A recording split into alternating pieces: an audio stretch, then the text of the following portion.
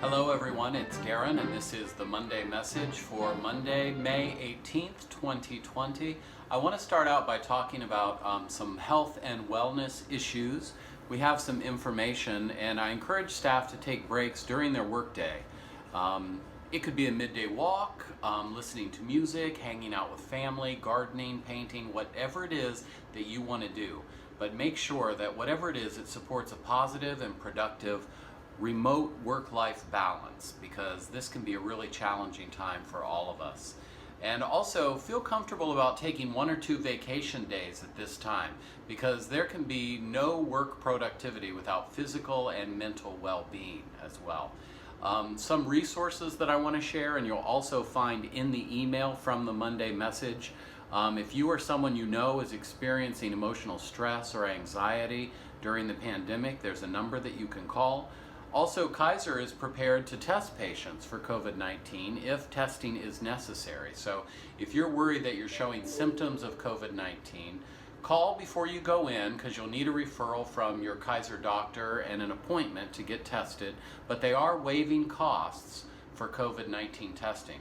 Now, Sonoma County is also offering free testing for those who are exhibiting symptoms, and you can find that in the email as well from the Monday message. So check that out. Also, I want to remind everybody that tomorrow night at 7 o'clock is our latest town hall program for coronavirus, What You Need to Know. So make sure you tune in to either KRCB, KPJK, KRCB Radio 91, or check it out on the live stream on the website or on Facebook Live or YouTube. It's everywhere that you want to be, so check that out. Also, some good news to share from the news department. We are honored to receive one of the highest awards in journalism last week. It's the Regional Edward R. Murrow Prize for the hour-long radio documentary on vaping that we did in association with Sonoma West Publishing. Adia produced the show, Steve edited, and Anthony was the sound designer on that program. We also received news today of a grant from the Linfest Foundation for our project on the Roseland City Council election in November. So that is a great grant, and thank you, Steve, for putting that together. Also, this Saturday, we premiered a new show on DACA called An Uncertain Future, Connecting with Dreamers in Our Community. So this aired on Saturday night at 7 o'clock on both TV channels. Now, this show was originally supposed to be a live call-in program in the studio, but with COVID-19, we certainly couldn't do that with social distancing. So here's a clip about the show. We have absolutely nothing to hide. We contribute back to society. We have jobs. We have our family here. This is a critical time for DACA recipients, the approximately 750,000 young immigrants known as Dreamers, with temporary legal status under an Obama-era law. Currently, I'm studying to take the LSAT in August, and I plan to attend law school next fall. In this program, we'll introduce you to several immigrants from Northern California who have benefited from the DACA law. And we'll also show you a 30-minute film about other local Dreamers and their own inspiring stories. I've been working in immigrants' rights for a while now, and I found that the hardest problem that we face while trying to connect with people is really telling stories and humanizing immigrants.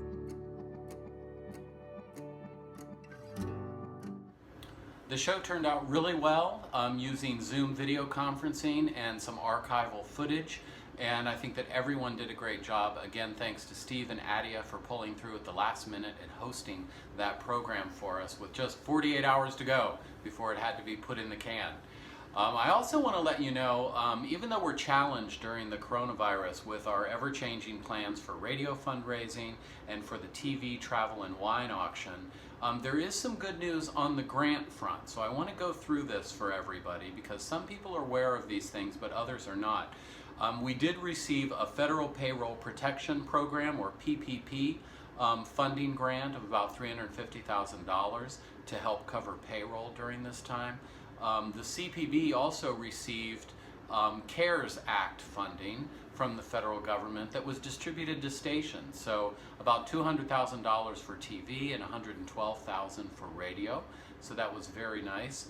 Also, the County of Sonoma has come through with underwriting for these live town hall specials that we're doing. So $80,000 in total for 8 programs that we're doing on all the channels. We've also received a $20,000 signing bonus to renew our lease with Crown Castle, who manages the tower out in the backyard for us. This is a really cool project that I want to tell you about. So Santa Rosa Junior College back in January contacted me about coming to the station and doing a video about what NorCal does for the community. And I thought it would make a really great video to have these students here interviewing us and putting together a video. Well, the coronavirus struck and all the classes were canceled and they had to scramble and figure out what they were going to do.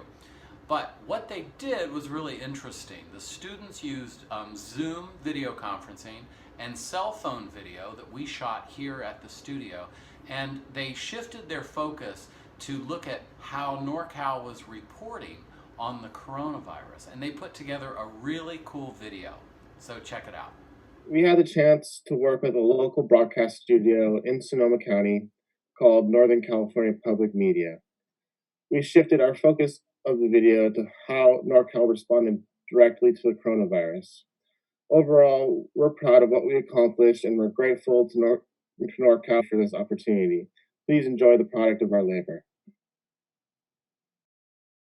Public media relies on donations in order for us to do the work that we do. We're scrambling to try to find ways to continue to find the funds that we need to operate during this time. So it's a really stressful time for everybody at home. It's a stressful time for the community.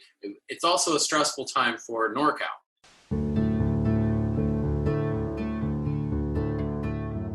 As the only public television and public radio station in Sonoma County, I think we're providing a vital role in bringing information to people here. We provide a valuable service to the community, not just with news and information, but with music and culture and context. Public media is here to connect people to ideas, people to educational resources, people to information. That's what we're all about. And we want to assure people that there are precautions that they can take to make sure that their family and their loved ones are safe and protected. What I think is super cool about our coronavirus town hall program is that it's completely based around viewer questions. We're hearing real concerns from the community and our guests on the show address them.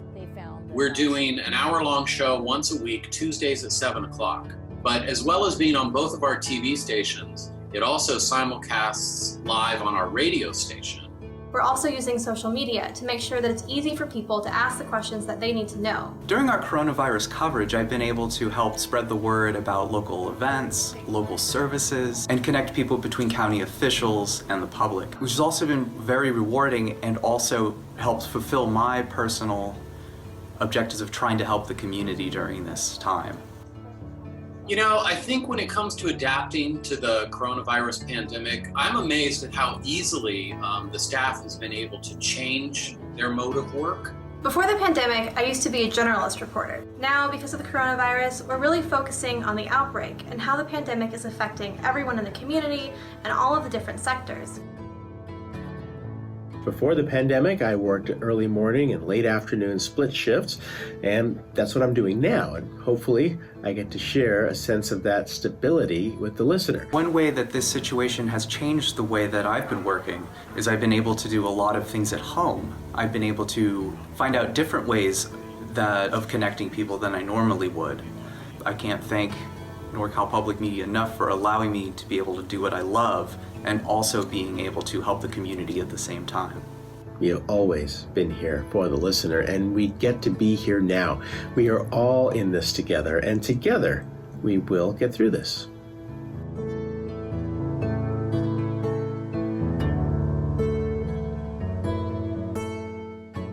Hey, my name is Logan Angel, and I'm the project leader for the NorCal Public Media Project.